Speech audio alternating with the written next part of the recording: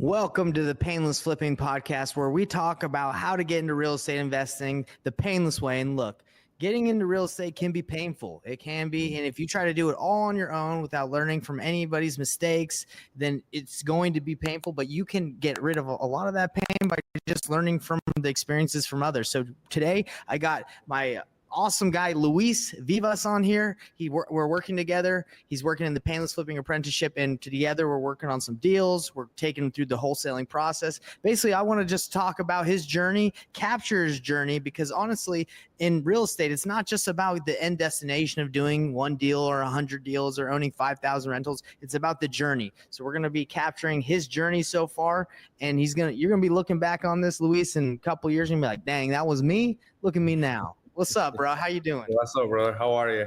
I'm good, man. So, Luis, for everybody that's watching or will watch this, tell us a little bit about yourself, man. Like, where are you from? Tell us, just kind of give us a little bit of intro into who Luis is. Yeah, of course, bro. First, thanks for the invitation. It's an honor. I'm Luis, based in South Florida. All right, my real estate journey started watching some online videos, some bigger pockets. Believing that cash flow was what I was, my independence for the freedom, right? That we're looking for, financial independence. So I saved up a little bit of money, was able to buy a property, house hacked it, and then I kept my W-2, and I wasn't really happy with what I was doing. Mm-hmm. And then I was able to raise some money and start flipping. So read a little bit, did some research on the matter, and was able to raise a little bit of money. I was like, okay, cool. We got it, right? I think I got the hardest part, raising money. And then didn't really go as we expected. It's a lot of learning experience from that experience. So and then I realized that a flip might take a few months. Also, in between, I was not really doing much. I had quit my W-2 job. What were you doing with your W-2 job before? Yeah, I was a enterprise rent-a-car. Oh, okay, awesome. Like a branch manager, yeah. So I've used Enterprise before. They're good, man. Yeah. Yes, it's a solid company, to be honest with you. But it wasn't really what I wanted to do. Mm-hmm. I was like, okay, if I'm going to struggle and do the hard work now that I'm young, I'd rather do it on something that's mine, right? So I was able to rent the house that I first bought another apartment, and then that's when I quit. Yeah. I was like, okay, I got a second property. This one is cash flowing good. And then bought the flip. Okay. Yeah. Right. And then realized that it takes a few months to get the flip going, even though it was only one that I was doing. Mm-hmm. It kept me busy for a minute, but then I was like, okay, what am I going to do in between? I don't have a job. I need some cash flow. Yeah, right? You need to make some money for sure. Right. In the process, we were going through the flip.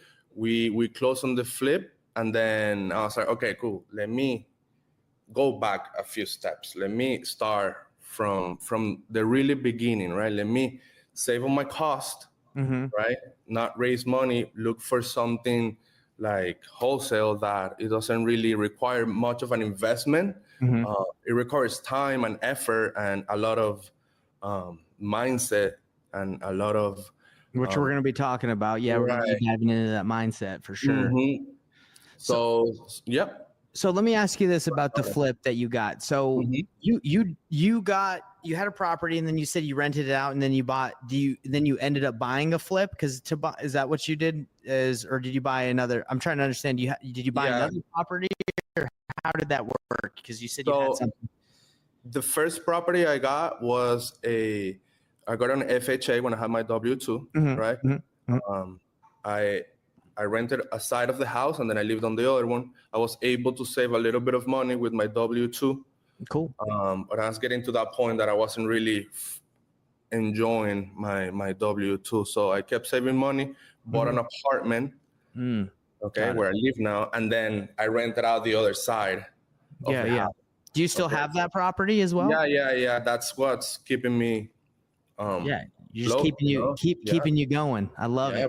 let's do it. So about the flip that you purchased, how did you find that property? How did you end up finding that property? And tell me about that. Through a wholesaler. Okay. It was actually somebody wholesaling the property of another wholesaler. I think it's called co-wholesaling. Yeah, or JVing, or Right. And then I did research after about the property on these people, and I realized that they got the deal pretty good. They made a few $1,000s. Doing the wholesale as well as the co-wholesaler who JV with the other one. Yeah, so they ended up making good money, and you're like, hey, what the heck, man? I want to make that money, right? But then you had to do all the work flipping it, right? Right. And then things were not really going as I expected with the flip. What ended up happening when you're saying it didn't go as expected? Was the rehab cost too much? Did it take too long? What was going on with the rehab? The rehab cost went a little bit over budget. So which happens all the time. Yeah, brother. It ate all my profits. Yeah. The good thing, I was able to break even, and I returned the money to the private investors. Good for you, man. And I was like, all right, cool. Okay, that was close. You're lucky, brother. You're lucky, because a lot of people do.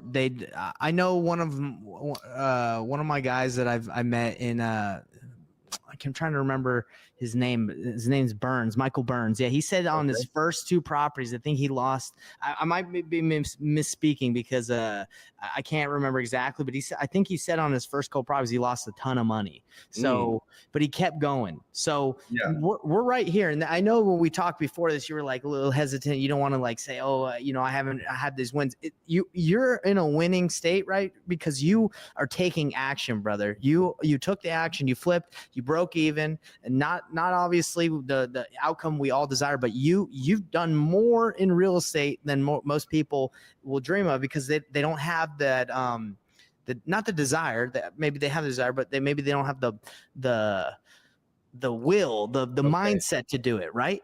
They don't want to try it, and you were willing to do that, man. So let's dive into that. What gave you the guts to do that, man? Because that's tough. Like, I know for me, I didn't flip until I wholesaled a couple properties. So you went right into there. You must have had some guts, brother. I was inspired, brother. Honestly, I was like, all right, cool. I have a property that is cash flowing me. I quit my W-2. Let's make it happen, right? I love it, dude. That's good. So I took the risk. That's amazing. That's what I'm saying. You took the risk. Yeah, it's a big, I think it's great big step to do. It is. But I also believe it's got to hold hands with better on my part, right? That was my issue, that I didn't probably do the research that I needed to do. But as you said, I risked it. I learned from it. And that's giving me a better understanding when I'm trying to wholesale a deal of probably what a flipper is looking for, because I went through that process and I learned. So I see it also from that perspective, because I was there. And a lot of wholesalers, they never get into flipping. They just never do it. So they don't have that perspective. So you have that perspective because you were there, you were swinging the hammer. Were you doing the work yourself, or did you hire it out? I hired out. Okay. So you at least were hiring, and you got the contractors. So you've seen that side of it. And it's probably not always that easy to handle the contractors and the work and the labor, right? Yeah. It was more than what we see on paper. Yeah. 100% on paper is one thing. And then once it gets real, it's another thing. Exactly. But it's a great experience. And that's something that I will do again and again, because if you find a good deal, if we provide a good deal, you can make it happen. I already have the experience of handling or dealing with contractors and third party and realtors and inspections and all that. So that's awesome. So let me ask you this. So you obviously, if you had not experienced flipping before, but you had the courage and the will to go try it and take the risk, there's obviously something inside of you or some experience that you've had in the past where you're willing to take risks and try new things. So where do you think that came from? Because a lot of people, that's scary to do that. What enabled you to have the mindset to just do that? I know you said you had your home and your W-2 that gave you gave you the cushion, but what else? I'm trying to dive in and see what helped you. Is what can you think about? My thing at the moment and still is cash flowing a few $100 a month from the first property. It's not really enough for me to have the financial independence that I was looking for. Right. So flipping for me was like, okay, cool. I can do this in about 6 months to a year, get my money back plus profits. I was like, okay, cool. So if I do at least 2-3 a year, that's solid. Yeah. And it happened that one of my private investors is also a contractor. So that gave me confidence on, okay, maybe I don't know much about construction, but my contractor / investor was okay. He was kind of handling that side of the business, but he only knew about construction, right? Which was great prices and stuff, but I missed a little bit of research on ARVs, days on market, stuff like that. They do play a part in this whole business. Of course, yeah. Understanding the ARV, because sometimes you can think that the house is worth more just off of maybe some properties in the area, but then you don't realize that those aren't technically comps, right? That maybe they don't really help your property, or maybe the street you're on is not a good street compared to like the block over, right? Or it's in a different school system. Like all these things are important to know when you're doing this. And when you're brand new, sometimes you just don't know to look at that. But as you go deeper, you realize, okay, location, schools, streets, different, even a street over can be completely different than where your house is. But you got the experience, and that's awesome. And I've lost out on a lot of flips too that look good, but the market can also change on you too, right? Like you could be like okay, the ARV right now is here, interest rates go up, values drop, like there's a lot that can happen. So that's awesome, man. So tell me a little bit about your mindset. Like, how do you get your mindset, improve it? How do you get it to be better? Like, are you doing some like kind of disciplines daily? Like, tell me a little bit of what how you get your mindset going. So I also realized that motivation it's kind of something that lasts for a couple of days, maybe a week, right? It's the hard work that is necessary. And I didn't have it, to be honest with you. I didn't have it when I started doing wholesaling. It's the hard work that I didn't want to do, right? Because when I decided to do it, I was motivated, but then reality hit, right? That's it. Okay, it's way harder than it is. I know I have to do the calls. I know I have to follow up. I know I have to, have discipline. And I was like, okay, I don't have this, right? So I started doing a little bit of research, and I found this guy. David Goggins, yeah. Yeah, and I was like, he talks about how hard it is to do what's necessary to be successful. It's not easy. And then it's not about the few days you do when you're motivated. It's the constant discipline. So this guy pushed me to wake up early, right? What time are you waking up? So what time are you waking up? 5:15. Yeah, let's go. That's what I'm talking about, man. That's awesome. See, this is why we're doing this, is because you're changing like who you are, man. You're doing what is required to succeed. It's 5:15. I wake up at 5 o'clock too, man. I woke up this morning. I do my routine. Okay, so you wake up, you work out. What else? Is going on? I work out, and I started to see that when you have discipline, you do the little hard things that not everybody's willing to do. Probably waking up, go to the gym super early, reading, doing the calls, and then having the mentality of it's about the hard things. That's where the success is. That's it. I know what I have to do. Like, I know how to do the calls. I know how to follow up. I know how to read the script. And I don't want to do it sometimes. And I don't want to do it. But if I wake up early, and I at least do that. And then I work out. Okay, that's 2 small wins in the day. Okay, let's do the call. And so it keeps on these little wins windows that I have during the day. And that's what's been helping me a lot is structure and discipline, because the job is there. I mean, the path, the roadmap, Payneless Flipping provides it. We have you guys. I know what I have to do, but again, the hard work, the little things is what's helping me a lot. Brother, that's exactly right, man. When you get a coach or if you get a mentor or anything, like they're not going to tell you anything that's just going to blow your mind, right? It's the discipline, it's the taking the action, it's the little small tweaks that get you where you need to go. That's what it makes the difference in life.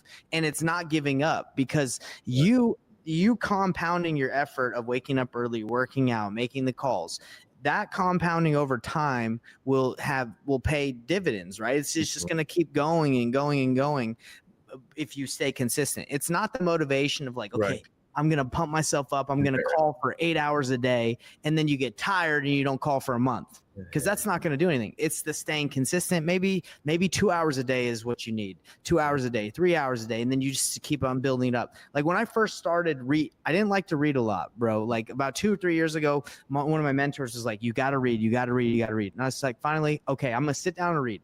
I could barely read for 15 minutes without like wanting to get my phone out or wanting to go do something. I couldn't focus. Like my brain was not able to really dial in and just stay focused.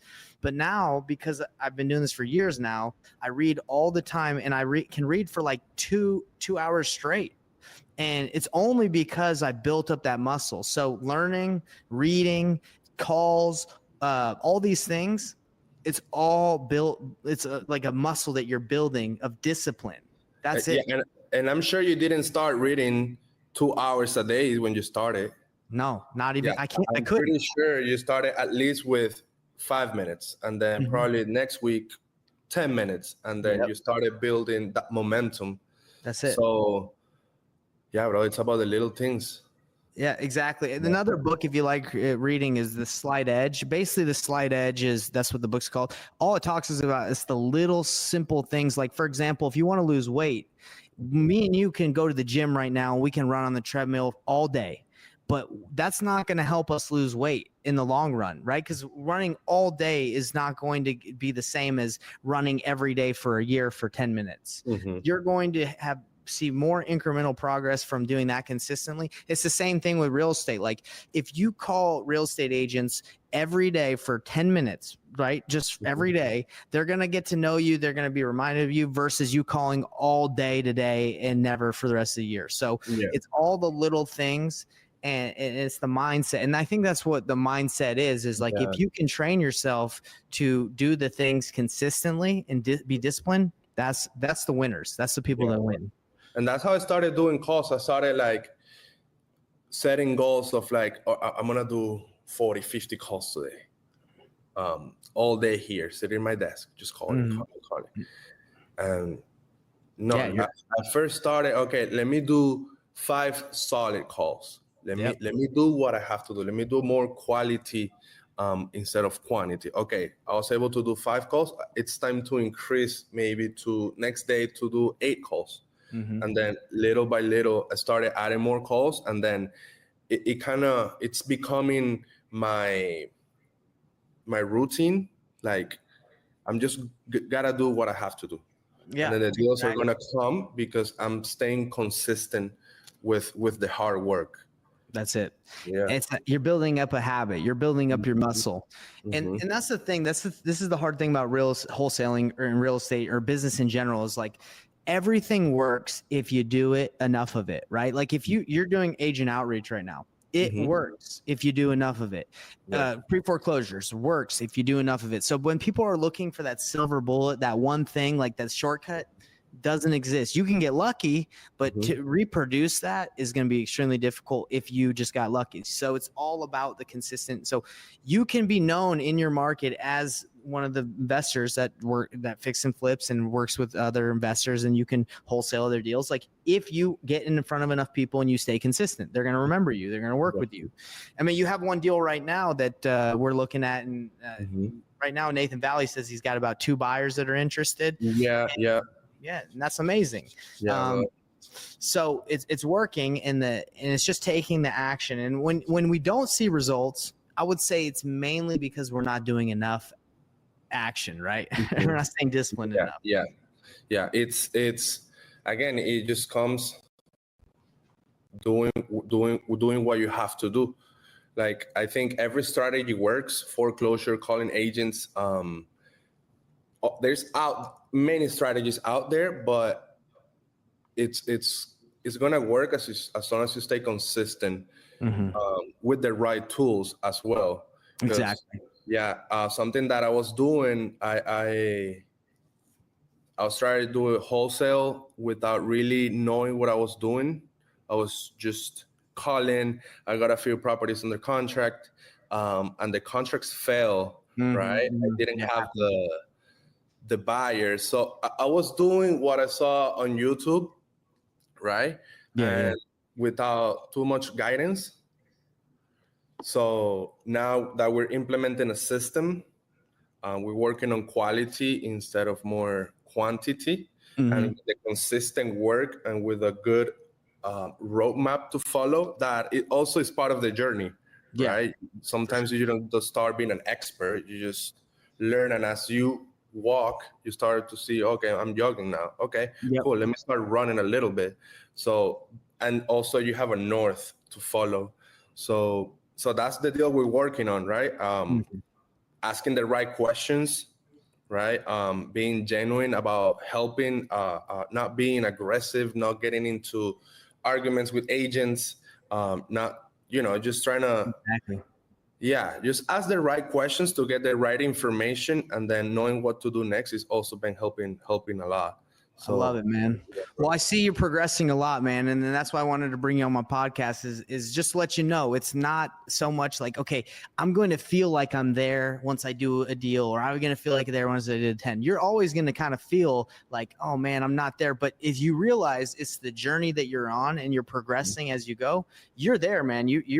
It's just, you're getting there gradually, and you're just progressing and growing. So I'm glad I had you on here on the podcast. Sure. I hope everybody that's on here can see Luis's like journey, right? Because this is a journey that I was on where you're at, and there were a lot of people are wanting to get on. It's just taking action, man. And I'm proud of you for getting the Goggins book. He's a beast.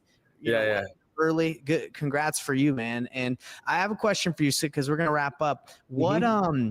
What advice would you like to give, anybody that's listening now or will listen in the future that's wanting to change their life? Like, what advice would you give them that, like, for anybody that's watching this? Discipline. It's something that not a lot of people talk about.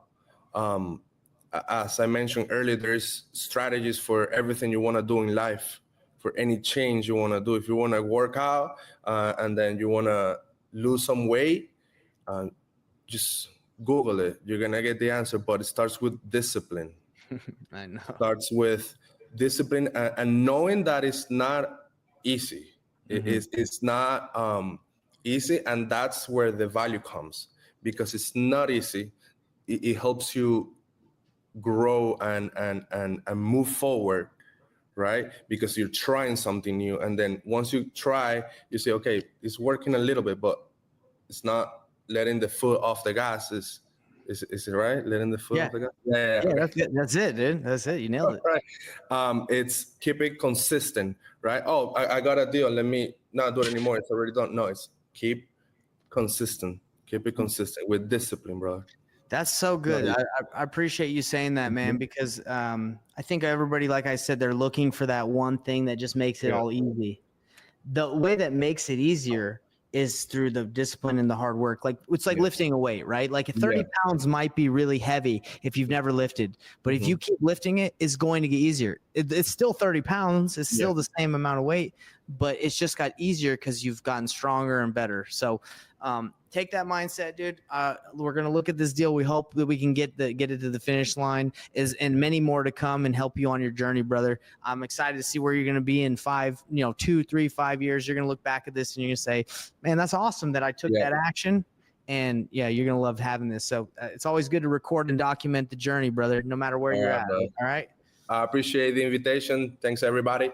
Of course. All right, everybody. Well, thanks for watching this. And if you want to reach out to Luis, what market are you in, by the way? So in case anybody South Florida. South Florida? South Florida, yeah. That's my market.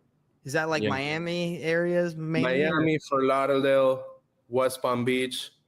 Cool. Yeah. Well, if any of you have deals that you want to, co-wholesale JV with him, or if you're an investor and you want to, sell a deal, Luis is your guy in South Florida. All right, everybody, peace out. Reach out if you need anything. Like, subscribe, hit the bell icon, and for more content like this. And if you want to join the Payneless Flipping apprenticeship and work with us and be in the community with Luis and all of us, hit me up at paynlessflipping.com.